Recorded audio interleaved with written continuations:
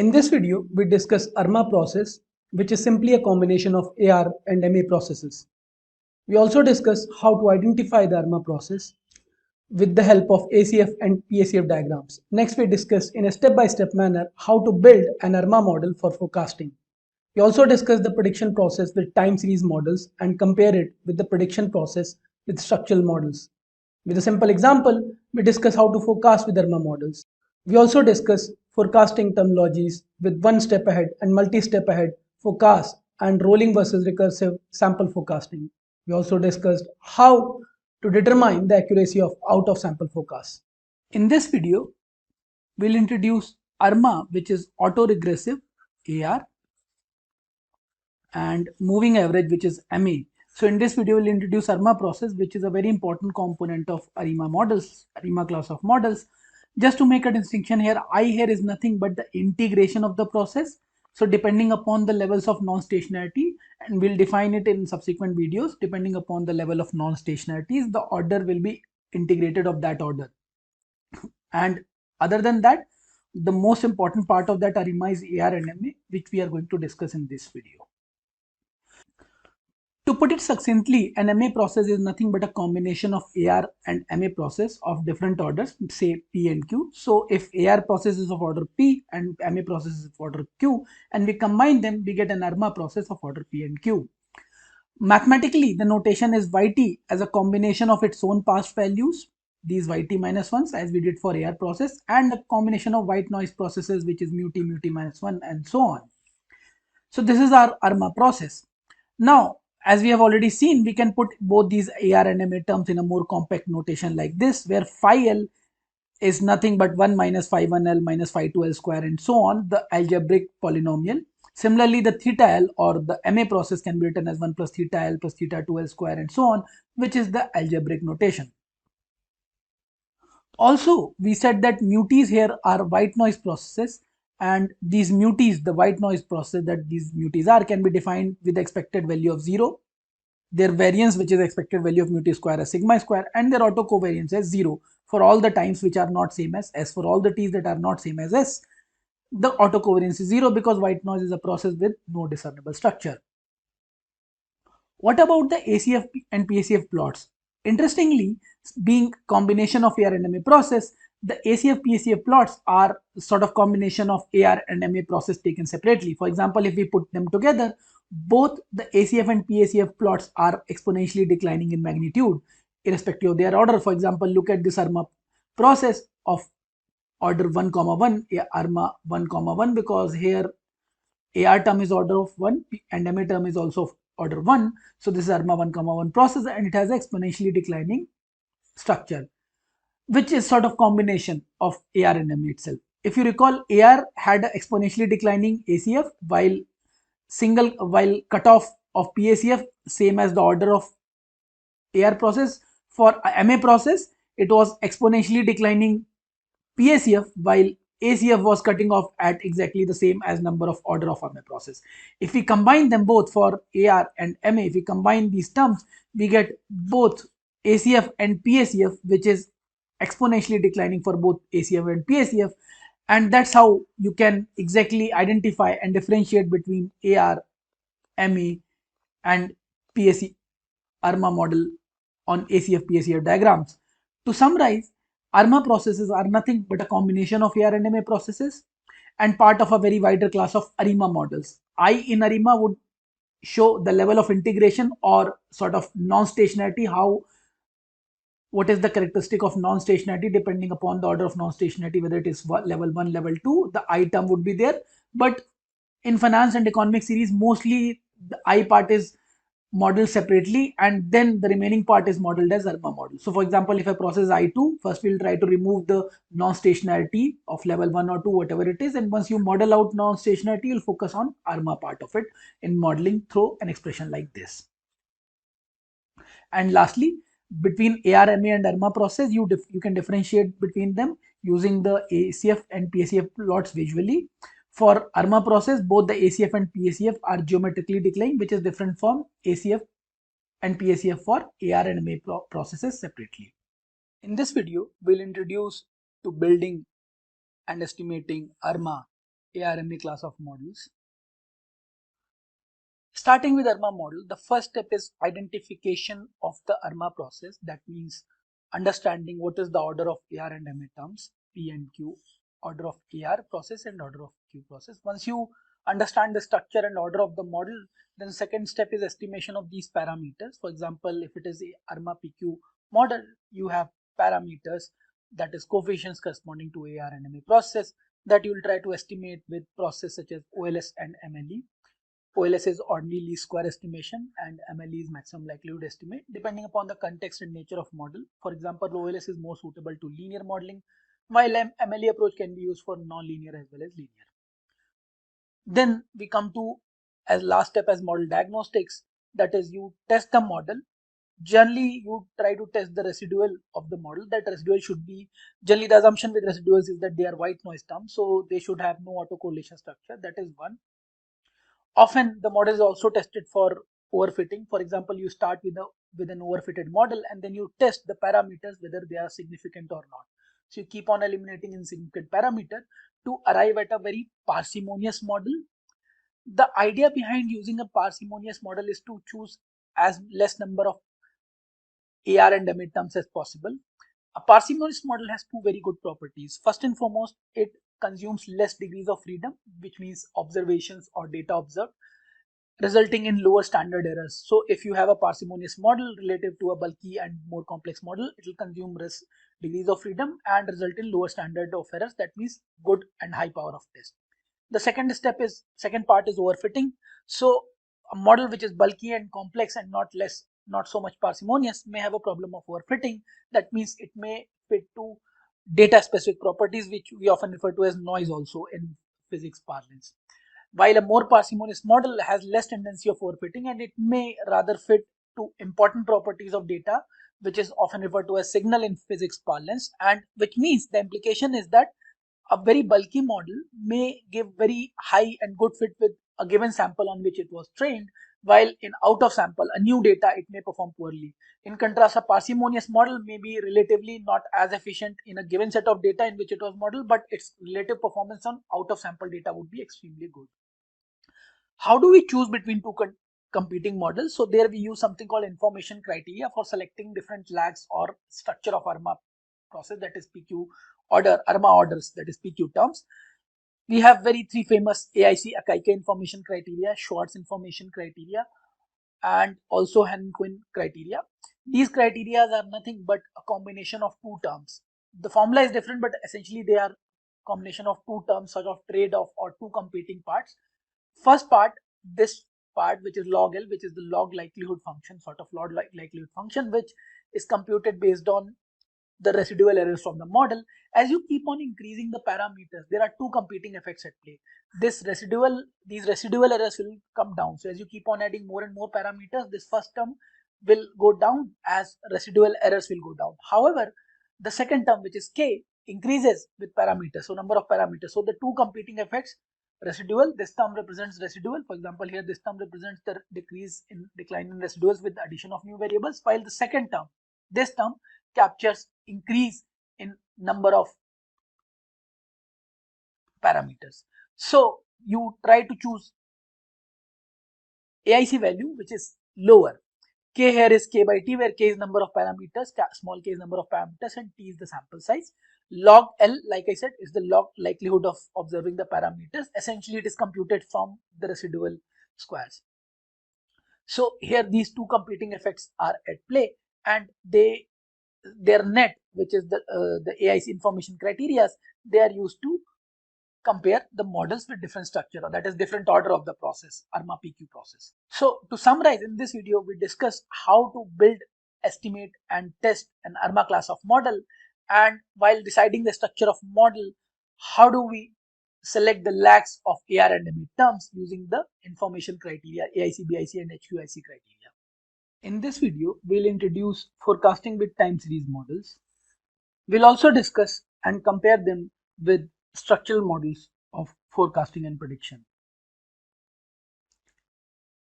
To begin with understanding the time series forecasting process, let us understand this notation, that is conditional expectation of yt plus 1 given information up till time t. So this notation, expected value of yt plus 1, given information, this omega t is for information up till time t.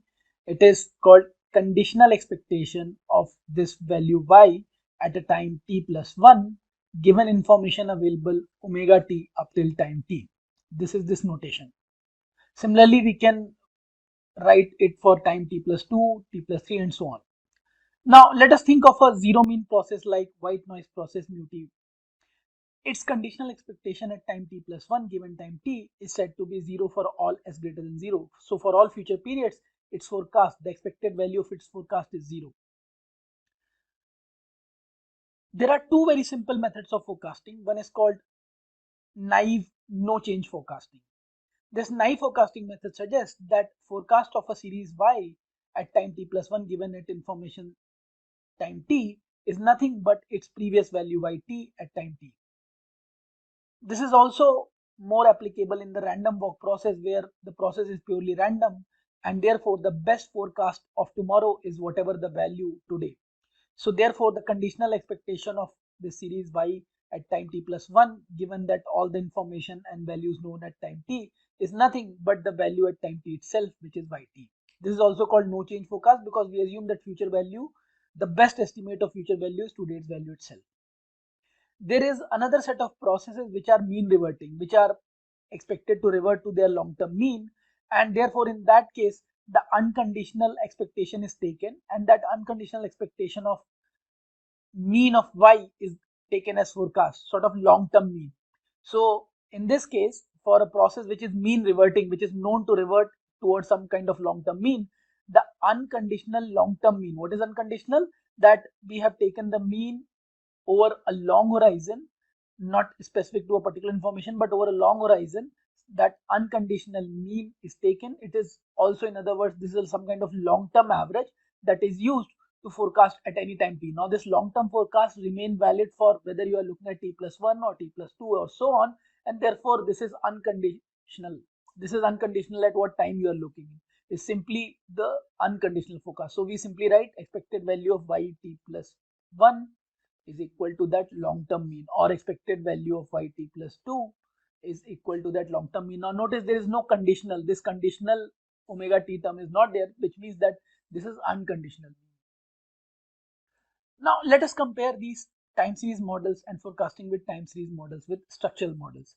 A structural model would look something like this: yt equal to beta 1 plus certain explanatory variables like x2t, xt3, and so on, xkt, and their coefficients, and then there is this error term. This you can think of as a white noise error.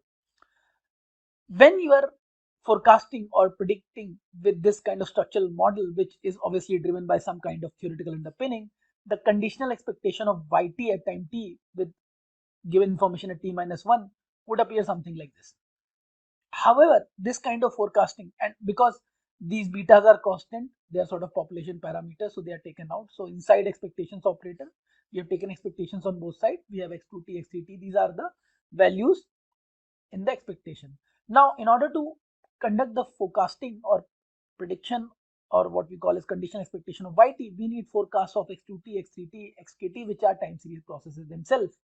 And that makes this prediction with the help of structural model extremely complex process, because now you have to rely on all those k variables and do the modeling and prediction for these variables themselves.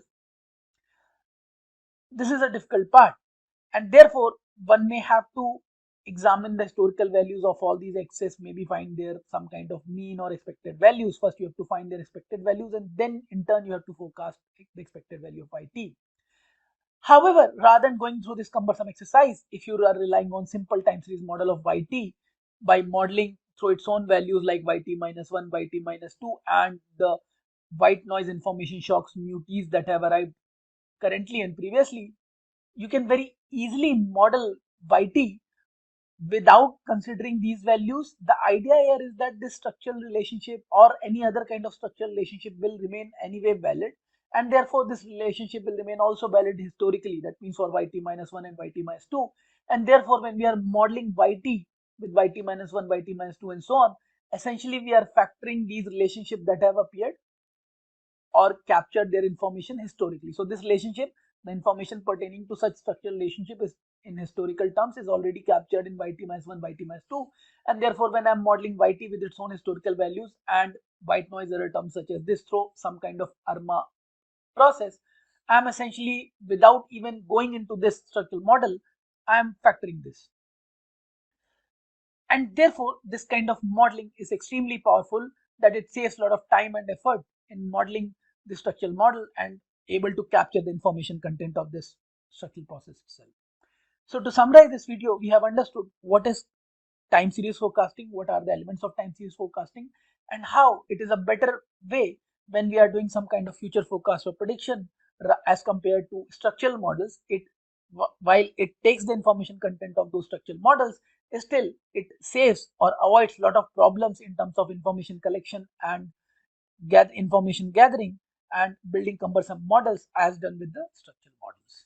In a series of next few videos, we'll try to understand forecasting process with ARMA class of models. In this particular video, we'll understand forecasting with MA model.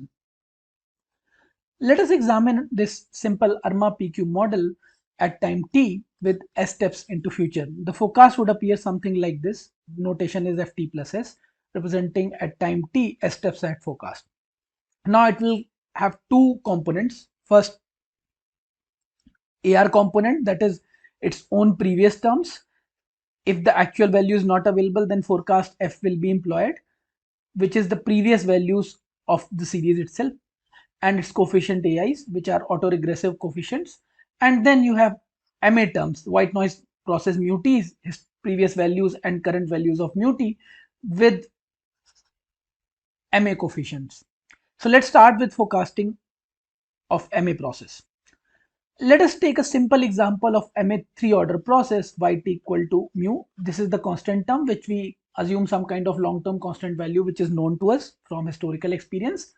And then three terms, mu t minus 1, mu t minus 2, mu t minus 3, and their coefficients theta 1, theta 2, theta 3, and the current information or innovation shock mu t. We'll assume parameter constancy that this theta 1, theta 2, and theta t will remain unchanged as we move ahead into future. So if this relationship holds, the one step ahead forecast yt plus 1 will be obtained by simply just adding 1 in this subscript. So the model will become mu plus theta 1 mu t plus theta 2 mu t minus 1, and so on up till theta 3 mu t minus 2 plus mu t plus 1.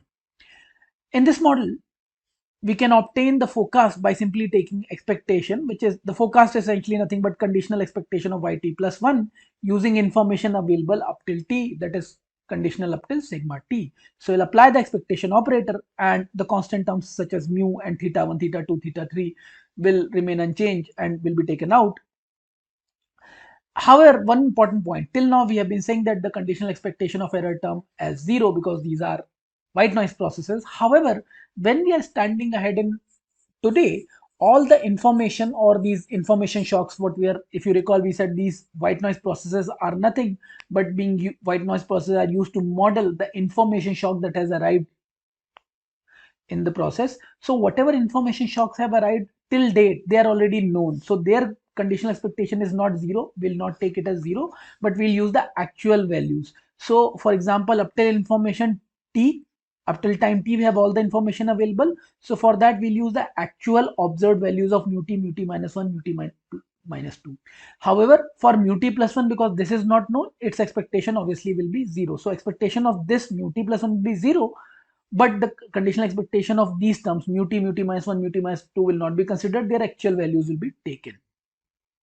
So in this spirit, when we take expectations, this mu t plus 1 will become 0, but for all the other terms, we'll use the mu plus theta 1 mu t plus theta 2 mu t minus 1 plus theta 3 mu t minus 2, with the caveat that these mu t minus 1, mu t minus 2 are actual values that are already observed standing at time t. So with this being the case, we already have the forecast of ft1 one step ahead in future, which is this. Now let us do the forecasting for 2 step ahead in future, which is ft comma 2, which is nothing but conditional expectation of yt plus 2, again using the information up till time t. Now in this case, we need to add the subscript here plus 1. So for each, we will add 1 to subscript, and then we recall that when the expectation operator is applied, t plus 1 will be 0, but for mu t and mu t minus 1, actual values will be employed, and therefore this term will get eliminated and we are only left with mu, which is the constant term, plus theta 2 mu t plus theta 3 mu t minus 1, which is our forecast for 2 step ahead. In a very similar fashion, for 3-step ahead forecast, we'll take the conditional expectation of yt plus 3 given information omega t. So we'll add another plus 1 in the subscript, here mu t plus 2, mu t plus 1. This will become mu t itself. Now, when we take this expectation, again, please note, this mu t plus 2 is in future. So its conditional expectation is, that is expectation of mu t plus 2 using information up till sigma t, omega t, it is 0. So this will be 0, this will be 0 because they are in future. Only for mu t, the actual value will be employed, and therefore we are left with mu plus theta 3 mu t. So this is our forecast for 3. Now please recall, this is a MA 3 order process, order of 3. So only information that is available up till 3-step ahead will be used. After that, there are no mu t's that are actually available.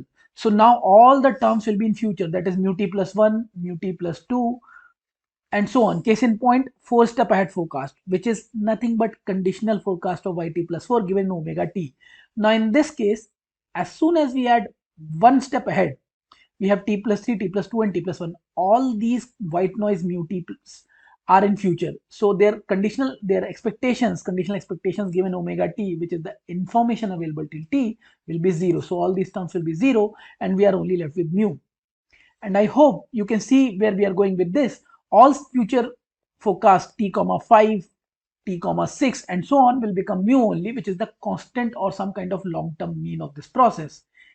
As we said earlier, for practical implications, we'll have this mu as 0. So in that case, if this mu is taken as 0, all these values will become 0, and only those values up till 3 forecast. And why only 3? Because this is an MA 3 order process.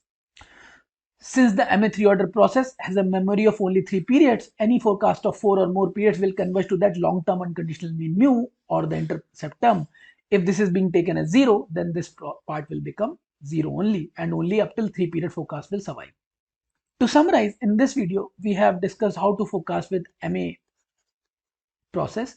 We noted that MA forecast become or converge to some kind of long-term conditional mean for any term higher than the order of process. So if it is an MAQ process, any forecast which is more than Q steps, maybe Q plus 1 or Q plus 2, will converge to the long-term unconditional mean, which is the intercept term. If it is 0, then that forecast will be 0, and only those forecasts that are up till Q steps ahead in future will survive for an MAQ order process.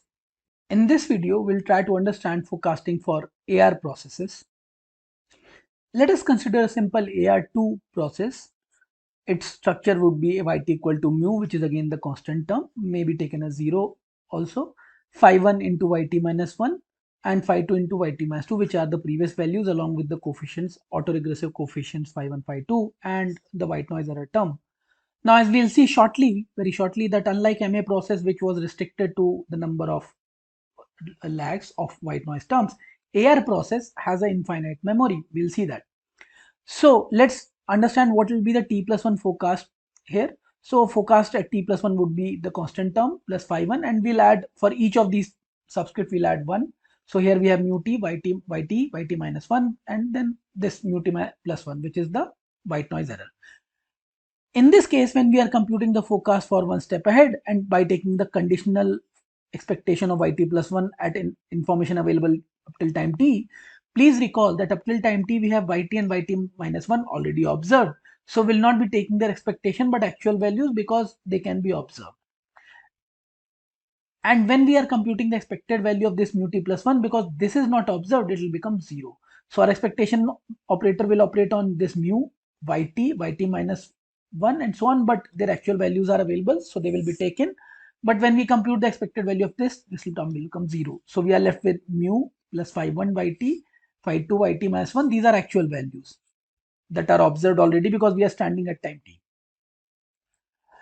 In this fashion, we have obtained the forecast, 1 step ahead forecast like this. We can similarly proceed for step 2, 2-step forecast by ft comma 2, which is nothing but conditional expectation of yt plus 2 at time t, information available pre time t. Again, we'll add 1 to the subscript, so we'll get yt plus 1 here, yt here, and mu t plus 2 here. Now, while applying the expectations operator, please note that mu is constant, so it will remain unaffected. Yt plus 1 now is not observed at time t. So we have to take its expected conditional expectation, which we have already computed as ft comma 1. Yt is already observed, so it will remain as it is. So we'll have mu, which is the same. With phi 1, we'll have the expectation of yt plus 1, which is ft comma 1, which is nothing but conditional expectation of yt plus 1 given information available up till time t, plus phi 2 into yt because yt is actually observed. Now, I hope we can see where we are going with this. If we compute the third step forecast, which is the conditional expectation at time t plus 3 omega t, we add another plus 1 to the subscript, so it becomes yt plus 2, yt plus 1 and mu t plus 3.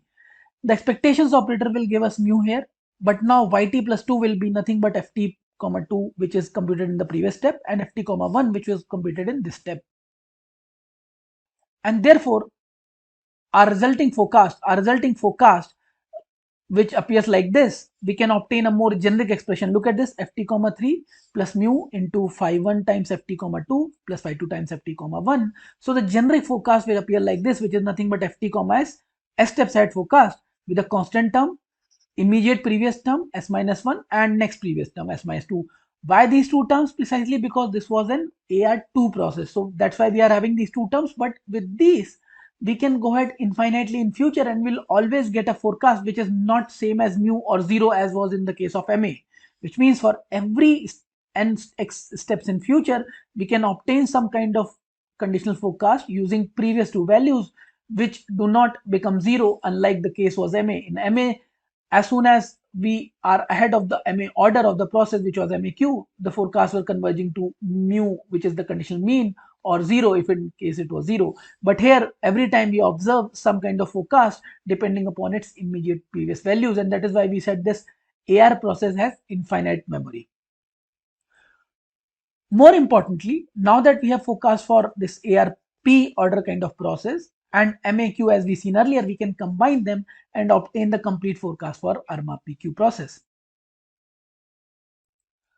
To summarize this video, we have understood how to forecast for AR process. We noted that unlike MA process, which were restricted to the order of the process, the forecast for AR process have infinite memory, that they can be made infinitely long horizons. But in conclusion, if you want to forecast for ARMA PQ model, you can separately forecast for AR and MA processes and then add them together to get the complete full ARMA PQ order forecast. In this video, we will be introduced to some basic terminology related to forecasting models. First, we'll start with in-sample versus out-of-sample forecasting. For example, let's say we have data available from January 1990 up till December 1999. One approach to develop a model is to use the complete data from January 90 to December 1999 and test its fitness or try to see how fitted values will appear. But this is not a very good approach because generally it is expected that when we are training the data, using this data, training the model would generally do well on this data itself. So a more evolved way is to take a certain set of this sample, maybe January 1990 to December 1998, call it training data set, part of the sample on which the model is trained and parameter estimated, and a certain set of sample which is left out or hold out sample from January 99 to December 99. These set of observations are not used as a part of training data set, and these observations are used for testing the model. So we use certain set, and this is up to researcher how many. Generally a good ratio is 70-30 or 80-20. So on 70 to 80% of the observations, the model parameters are trained, and once the model is trained, we try to predict on these set of observations and then test the model accuracy, which is called out of sample forecasting. So this was the in sample estimation, and this is out of sample forecasting or evaluation of the model period. The next is, what is the forecasting requirement? For example, I may want to forecast for 1 step ahead. Somebody may want to forecast 2 step ahead or 3 step ahead. Generally, it is well accepted that if you go further and further, if you go S steps in future where S is pretty large, your forecasting accuracy decreases. So as a researcher, I should have some idea, some experience about my data, that whether one step or two step or three steps in future forecasts are more efficient rather than a very lengthy forecast. Third is rolling versus recursive forecasting. Let's understand it. So let's say I am planning for a 1, 2 or some kind of S step ahead forecast. A rolling window approach would start with a certain initial set, maybe January 1990 to 1998 December, and then forecast maybe 1, 2, 3 steps in future. Now, when as a researcher, maybe I have found that S steps, maybe three steps in future, three steps at forecast is good enough for me. So when I'm going to the next three steps, there are two ways. Either I can keep my initial window fixed and add the next three steps, 1 t plus 1, t plus 2, and t plus 3 in my current set of observations, and then make use of original sample S observations plus these three newly added observations to make the next set of forecasts. Another approach would be to rather than keeping the initial, this is called, the previous approach was called recursive window, because the initial period was kept fixed, and as we move ahead in future, we keep on adding each observation one by one, we keep on adding to our original sample, so our sample size increases. The second approach is to have a rolling window approach, where as we keep ahead in future, we add one observation, but at the same time we exclude the last observation. So this January 1990 will be excluded when January 99 will be added. When February 99, February will be excluded and February 1999 will be added. And as we keep on moving ahead, our sample estimation period will remain fixed. That is approximately, this length is 180 months, that remains fixed as we keep on moving ahead. So we exclude one period when we add one period. This is called rolling window approach. Both these approaches have a trade-off. For example, with recursive window, the benefit is that your sample estimation period, in sample period, becomes larger, but at the same time, the previous values that are still not taken away from the sample, they may not be in sync with the current market conditions. They may be probably more stale, and therefore some of the very old values may not be up to the date and may not give me the correct picture.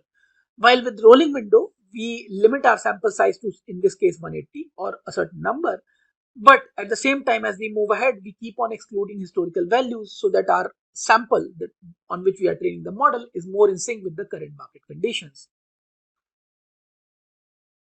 So, to summarize this video, we learned some terminologies related to forecasting. These included one-step versus multi-step ahead forecast. We have in-sample versus out-of-sample prediction, and rolling versus recursive method of forecasting. In this video, we'll try to understand how to determine the accuracy of forecasting.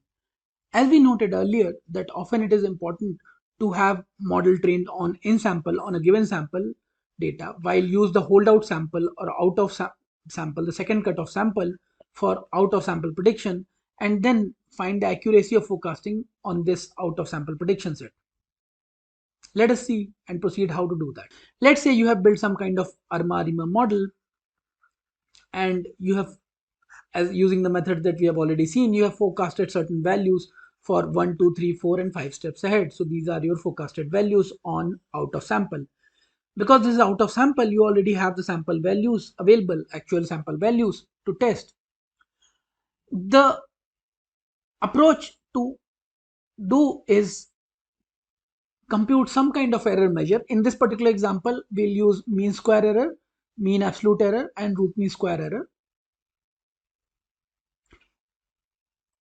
First step, we'll compute the difference between forecasted and actual values, which is the error. But generally there are two ways: either you take the square or the absolute value. Why we are doing this? Because if we are using some kind of summative measure, summation for positive negative values, they will cancel each other out. So large positive negative errors will cancel each other out and my measure will not be good. So generally a good measure is like mean square, mean absolute. They tend to take either square or absolute values of errors. So once you have the square of errors, you take the difference, which is your error. So your error will be and then you square it. You will get those values, and then you can sum them up and take the mean. How to do that? So for example, these are our squared values. These are square errors. This is the squared number. Once we have the summation of this square, I can divide it by 5 to get what we call as mean square error, MSE. Squares and then divide to compute mean, and this is mean square error. Also, a more advanced version of this mean square error is root mean square error, which is nothing but the square root of this MSE. In this case 0.08, I can take the square root to get the 0.28. The second way is to take the absolute value. So again, I can compute the error f minus a, forecast minus actual, take its mod or absolute value, and then I can sum up all these values and divide by number of observations. For example, in this case, I have these absolute errors. I can sum them up all 5 and divide by 5 to get what we call as mean absolute error. To summarize, in this video, we have understood how to compare across different models by using some kind of error measures. These error measures like MSE, MAE, RMSE we have seen. There are more possible error measures, but please note they do not have any meaning in absolute sense. On their own, they do not have much meaning per se, when they are more useful in comparing across competing models. And why they are being used? Because we want to compare different models on their capacity of out of sample prediction. So using the actual and forecasted values from different models, we compute these error measures on the out of sample or hold out sample part of the data, and then compare across different competing models to compare their error values. On its own, these error values do not make much sense. We do not have a way to say that this is bad or good. Only when we have competing models and their respective errors, we can compare them across different error measures.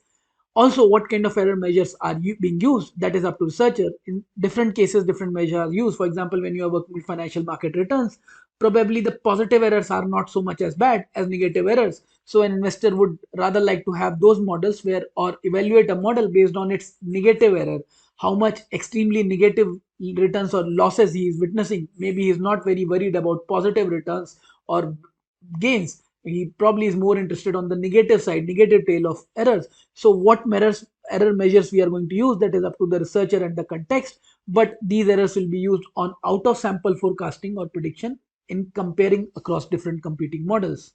To summarize, an ARMA process is simply a combination of AR and MA processes. It can be easily identified on ACF and PACF plots as exponentially declining process on both the plots. To build an ARMA model, first we identify the order of the process. Next, we estimate the parameters through some kind of estimation procedure, such as OLS or MLE procedure. Lastly, we diagnose the model with the help of residual diagnostics and out-of-sample prediction accuracy of the model. For lag selection process, we use information criteria. One of the important objective here is to find extremely parsimonious model which fits the data well. In a strict theoretical sense, for an ideal model, the residuals extracted from the model should not have any discernible structure and should act as a white noise process. Forecasting with ARMA model requires conditional forecast for next 1 to S steps ahead. For those terms where information is available, the actual values are employed. Where the actual values are not available, conditional expectations are employed. Often, models appear to be extremely efficient when examined with the sample on which it was trained. This often leads to overfitting process, that is a very bulky and complex model which does not do very well in new data. That is why different competing models are tested on out of sample or hold out sample, which was not used while training the data. The two key terminologies in forecasting are first rolling sample forecast, which employs fixed window of sample which is moving in a step-by-step manner. Second is recursive window forecast, where initial point is fixed and new data points are added and sample increases with each step in the forecasting process. The choice between the two methods is a trade-off between a sample which is larger in size versus that which is in sync with the current market conditions. Lastly, across different competing models, we compare their performance on out-of-sample forecasting accuracy through error measures such as MSE, which is mean square error, MAE, mean absolute error, or RMSE, for example, which is root mean square error, and then select the best model.